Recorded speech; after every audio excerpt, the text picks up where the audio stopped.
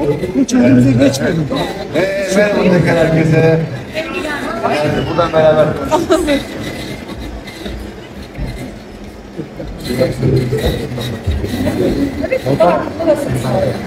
Duyuyor mu herkes? Geliyor geliyor. Tekrar teşekkür ederiz bize eşlik ettiğiniz için. Biz çok keyif aldık. Umarım sizler de keyif. Merhaba arkadaşlar, yepyeni haberlerle karşınızdayız. Elçin Sango ile Yunus Özdiken, Loca romantizmi. Elçin Sango ile Yunus Özdiken, günü Loca'da geçirdi. Marmaris'te tatil yapan Elçin Sango ve sevgilisi Yunus Özdiken, önceki gün Bozburun'daki bir plajda objektiflere takıldı. Günü kendilerine ayrılan Loca'da geçiren çift romantik dakikalar yaşadı.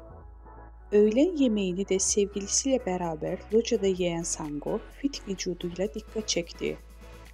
Elçin Sango'nun dansı gündem oldu. Çerkez kökenli olan oyuncu Elçin Sango, lezinka performansı sergiledi.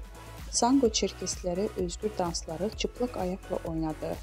Kahve dansından da sergileyen oyuncu videolarına birçok beğeni geldi. Elçin Sango'nun hayranları "zarafet akıyor, çok güzel dans" gibi övgü dolu yorumlar yaptılar.